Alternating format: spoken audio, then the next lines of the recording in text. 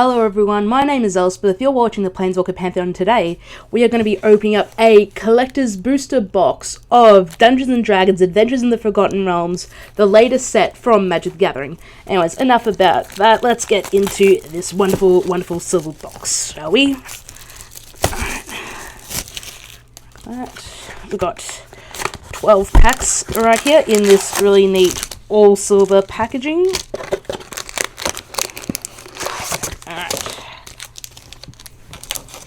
Let's get to it, shall we, for the first pack.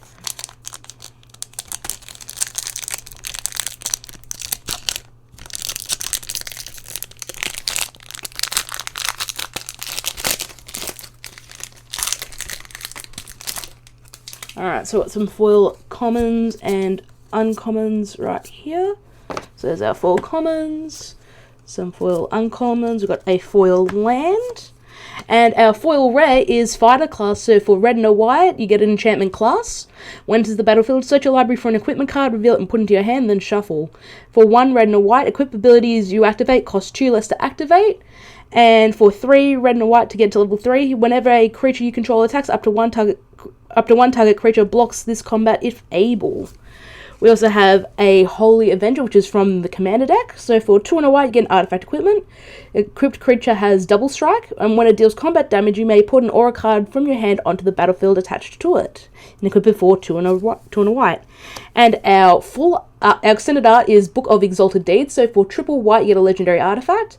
Beginning of your end step, if you gain 3 more life this turn, you create a 3/3 white angel creature token with flying. And for triple white, tap and exile the book. Put an enlightened counter on target angel. It gains you can't lose the game, and your opponents can't win the game. Activate only as a sorcery.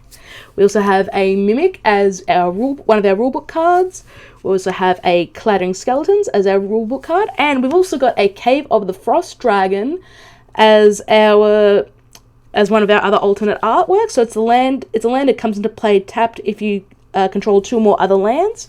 You can tap it for white, or you can pay 4 and a white to make it a 3/4 dragon creature with flying, and it's still a land.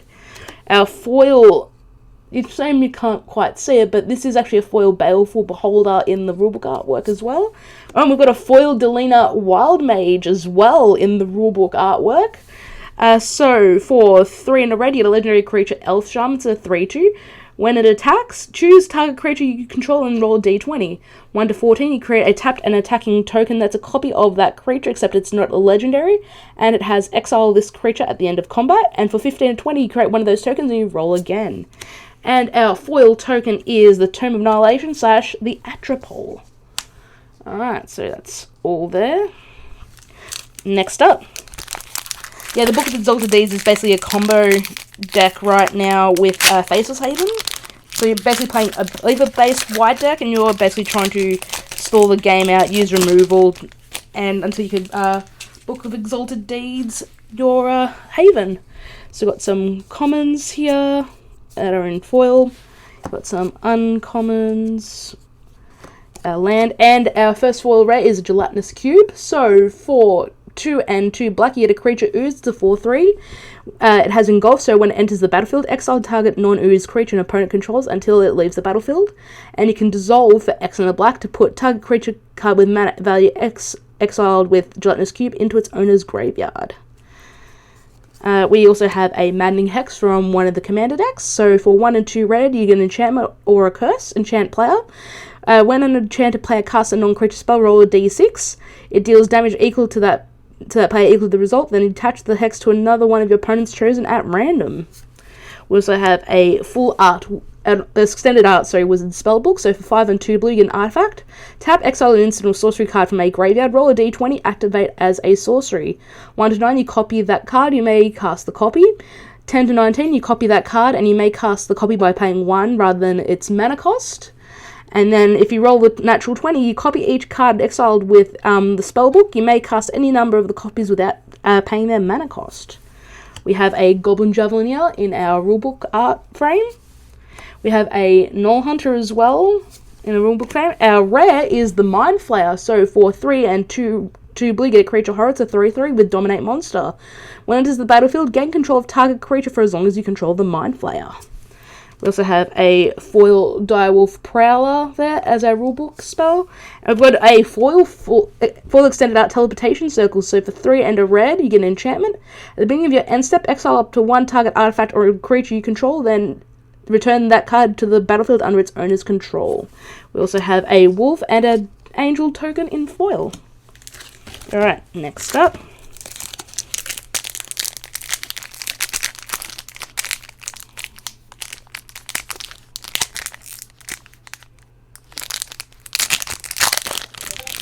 Alright. So we got some... Oh, we got a foil Evolving Wilds right there. That's real nice. Some foil commons. Some foil uncommons.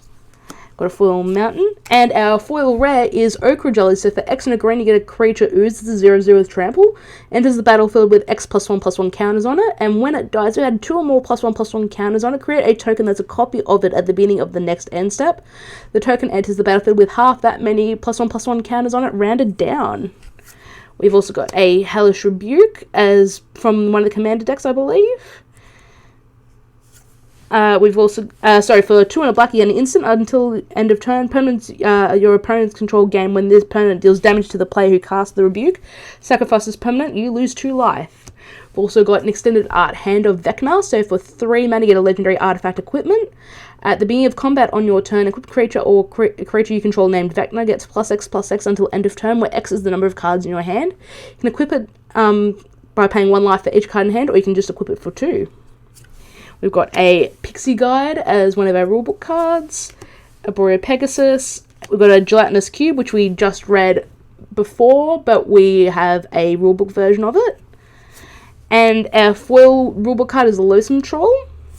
And, we got a foil rulebook Volo Guide to Monsters. So for 2, a green and a blue, you get a legendary creature Human Wizards, a 3/2.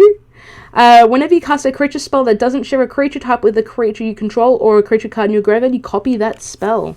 We also have a Lost Mine of Fandelvar / Skeleton token. Next up.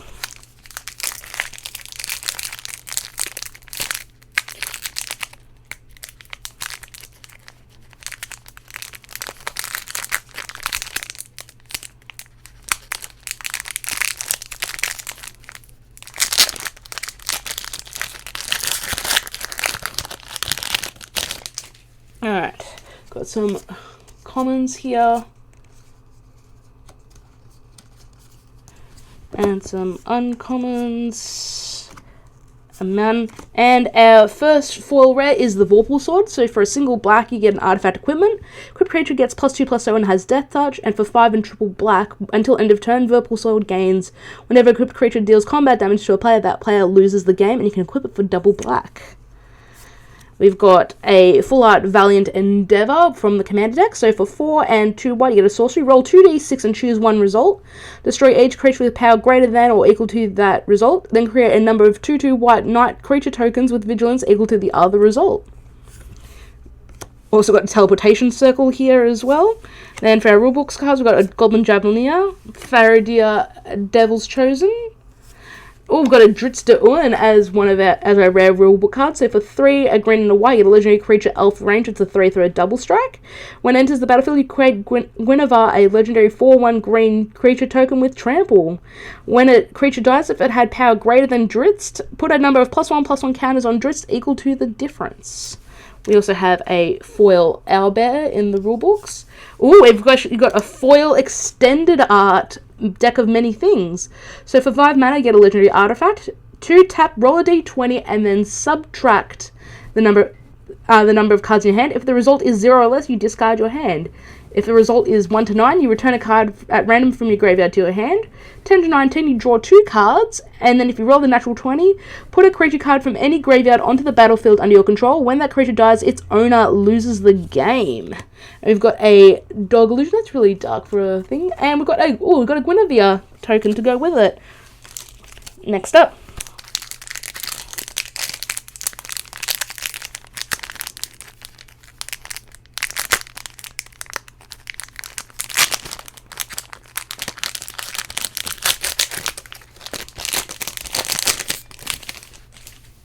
Alright, so we got some commons, some uncommons, got a foil forest, and our rare is the Flumph. So for 1 and a white, you get a creature jellyfish. It's an 0/4 with defender and flying. Whenever it's dealt damage, and you and target opponent each draw a card. Oh, we've got Galea, Kindler of Hope from the Commander deck. I kind of wanted to get this Commander deck, but I opted for the Dragon one instead, so I'm kind of happy I got this one. So for 1 green, white, and a blue, you get a legendary creature, Elf Knights, a 4/4 with Vigilance. You may look at the top card of your library at any time, and you may cast or an equipment spells from the top of your library. When you cast an equipment spell this way, it gains when this equipment enters the battlefield, attach it to target creature you control. We also have a full art Hobgoblin Bandit Lord. So for 1 and 2 red, you get a creature Goblin Rogue. It's a 2/3. Other goblins you control get +1/+1. And for red and tap, it deals damage equal to the number of goblins that entered the battlefield under your control this turn to any target. He's probably good friends with Cranko. Got a Celestial Unicorn as our rulebook card. We've got a full art Black Dragon right there. Oh, we've got a Hall of the Storm Giants as well in its module form. So it's the same, similar to the White Land, except it taps to add blue. And for 5 and a blue, it becomes a 7/7 blue giant creature with Ward 3. We have a foil Pixie Guy, which actually combos very well with Delenia the Wild Mage. And we've got a foil full art Froghemoth. So for 3 and 2 green, you get a creature Frog Horror. It's a 4/4 with trample and haste. When it deals combat damage to a player, exile up to that many target cards from their graveyard. Put a +1/+1 counter on Froghemoth for each creature card, and you gain 1 life for each non-creature card exiled this way. We have a foil treasure token and an Icing Death Frost Tongue token too. That's pretty neat. Kind of hope we open an Icing Death. The dragon that it comes from later on.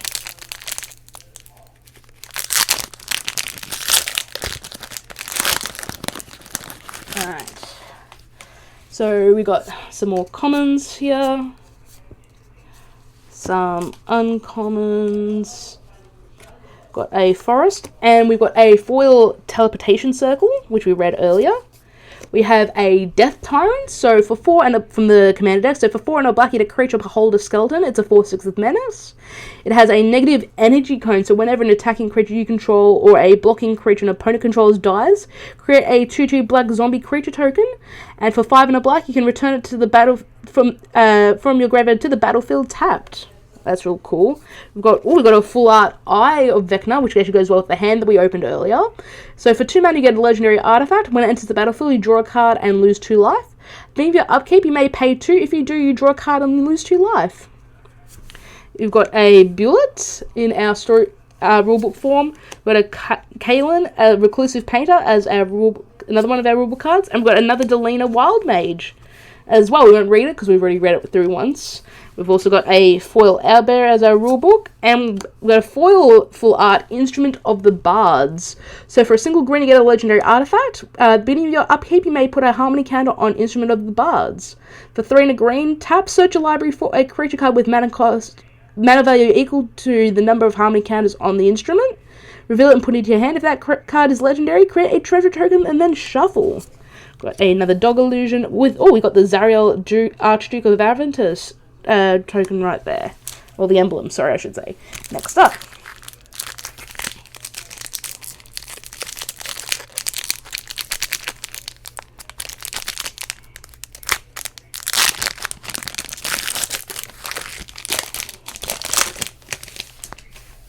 Okay, so we got some commons, some uncommons, got a foil plains. Rare is the treasure chest, so for 3 mana get an artifact. 4 sacrifice treasure chest, roll a d20. If you roll a 1, you lose 3 life. 2 to 9, you create 5 treasure tokens. 10 to 19, you gain 3 life and draw 3 cards. And for 20, you search your library for a card. If it's an artifact card, you may put that onto the battlefield. Otherwise, you put that card into your hand and then shuffle. We've got a full art Phase Steed from the Commander deck. So for 2 and 2 white, you get a creature Elk. When it attacks, another target attacking creature you control gains indestructible until end of turn. Whenever a creature or planeswalker you control becomes the target of a spell or an ability an opponent controls, you may draw a card. We have a extended art long rest. So for X and triple green, you get a sorcery. Return X target cards with different mana values from your graveyard to your hand. If 8 or more cards were returned to your hand this way, your life total becomes equal to your starting life total. Exile long rest. We have an Underdark Basilisk as our rulebook card. Got a Lurking Roper as our second one. And we've got Minsk Beloved Ranger as our third rulebook card. So for red, green, and a white, you get a legendary creature, human ranger. It's a 3/3. When enters the battlefield, you create Boo, a legendary 1/1 hamster creature token with trample and haste. And for X mana, until end of turn, target creature you control has base power and toughness XX and becomes a giant in addition to its other types. Activate only as a sorcery. We've also got a foil Hulking Bugbear. And we've got a foil extended art treasure chest here as well. Got a Dog Illusion, and we've got the Lolth Spider Queen emblem. Next up.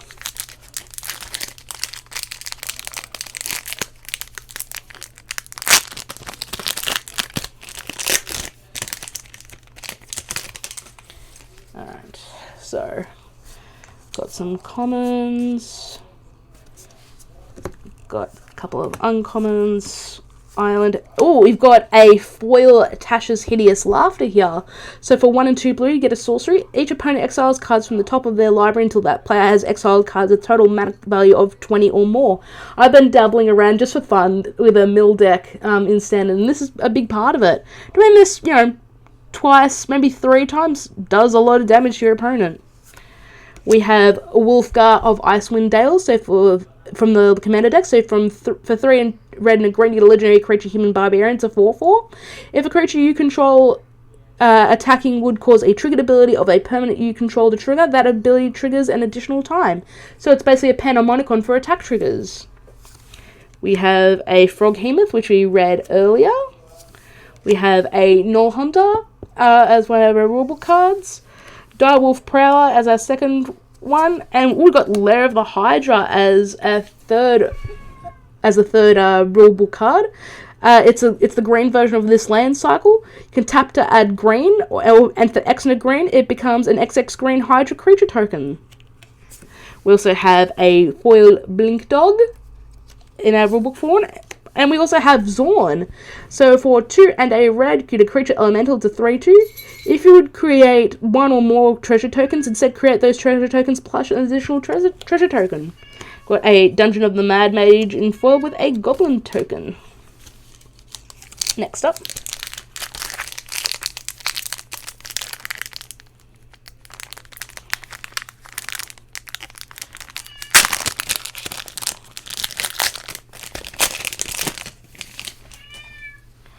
Alright, so got some commons, 4 commons here, some foil uncommons, we've got a foil mountain, and our rare is an adult gold dragon. So for 3 red and a white, you get a creature dragon that has firing, lifelink, and haste. We have a extended art Share the Spoils, so for 1 and a red, you get an enchantment. When it enters the battlefield, an opponent loses the game, exile the top card of each player's library. During each player's turn, that player may play a land or cast a spell from among the cards exiled with Share the Spoils. And they may spend mana as though it were mana of any colour to cast that spell. When they do, exile the top card of their library. Huh, that's real interesting. We've got a extended art Dancing Sword, so for 1 and a white, you get an artifact equipment. Equipped creature gets +2/+1. When the equipped creature dies, you may have Dancing Sword become a 2/1 construct artifact creature with flying and ward 1. If you do, it is an equipment and you can equip it for 1. We have a Baleful Beholder, Cloister Gargoyle, and we have as our rubble card, we also have a Minion of the Mighting. So for a single red, you get a creature, Kobold, it's an 0/1 with Menace, and it has Pack Tactics. When it attacks, if you attack with creatures with total power of 6 or greater this combat, you may put a dragon creature card from your hand onto the battlefield tapped and attacking. We have a foil Bulette as a rulebook card. Oh, and we've actually got a foil, I don't know if this shows up really well on the camera, but it's the Hive of the Eye Tyrants. It's the black land of this cycle. So same thing as the other ones. If you control more than two more other lands, it enters the battlefield tapped. It taps to add black, and for 3 and a black, you get a 3/3 black beholder creature A 3/3 beholder creature with menace, and when it attacks, exile target card from defending player's graveyard. It's still a land. We also have a treasure token and a Mordenkainen emblem. I think we hit all the emblems, unless the Grandmaster of Flowers has an emblem that I'm not immediately remembering. I think we hit all the emblems for the Planeswalkers for this set.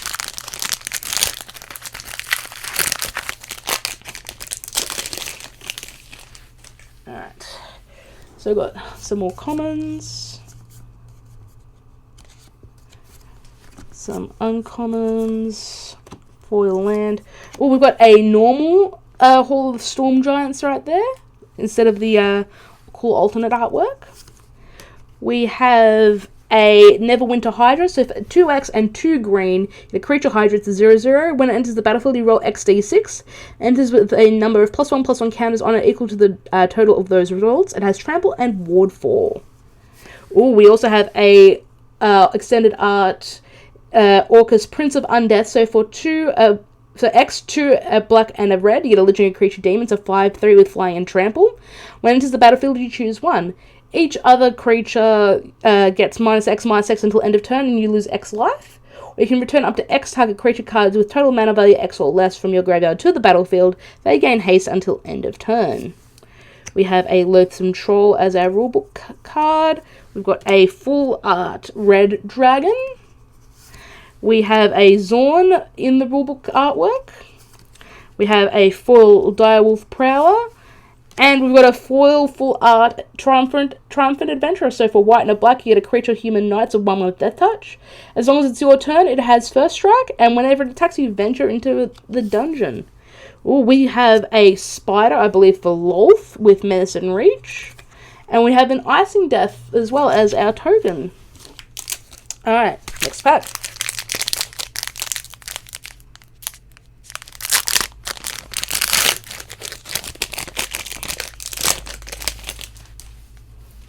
Alright, so got some commons here, a couple of uncommons, a land. We have a foil Long Rest, which we talked about before. We have a Wild Mage Sorcerer from the Commander deck. So for 3 and a red, you get a 4/3 creature Orc Shaman. The first spell you cast from exile each turn has Cascade. Interesting. We have a extended art Instrument of the Bards. We have a Manticore, Dijin Windseeker. Oh, we've got a full artwork Ismarith Desert Doom as our dragon. So for 3 and 2 blue, you get a legendary creature dragon. It's a 5/5 with flying. It has ward 4 as long as it's untapped. And when it deals combat damage to a player, you draw a card. Then if you have fewer than 3 cards in hand, you draw cards equal to the difference. We also have a foil Neverwinter Dryad. And we've got a foil full art Vorpal Sword. We have a Lost Mines of Phandelver, which is also a skeleton. This is the last pack right here, so let's hope for something really insane to close this out, shall we?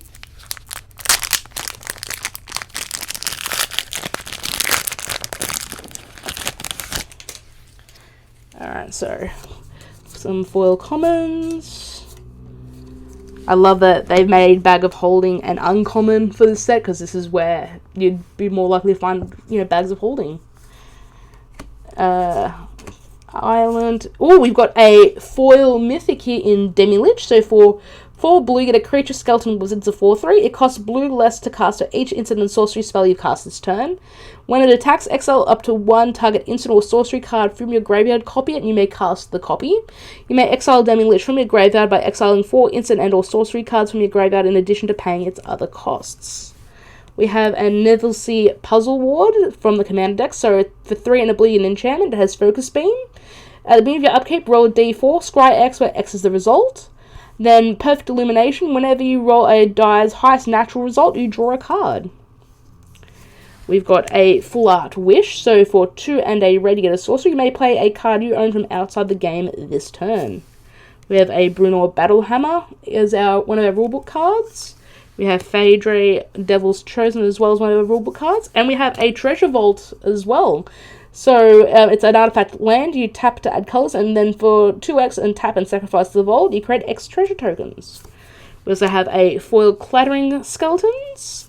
And we've got a foil Lair of the Hydra in the module form. That's real cool. We also have a treasure token and a Guinevere as our token. Thank you so much for watching, guys. I hope you enjoyed it. Don't forget to like, share, favorite, and subscribe. It lets people know that we exist and that we are making content. You can find me on Twitter. Links are down below. You can follow me there. You can also find us at the Planeswalker Pantheon on Facebook. And you can follow us there, and we try to create content there wherever we can. Anyway, guys, I hope you enjoyed it. Thank you so much for watching, and I will see you later.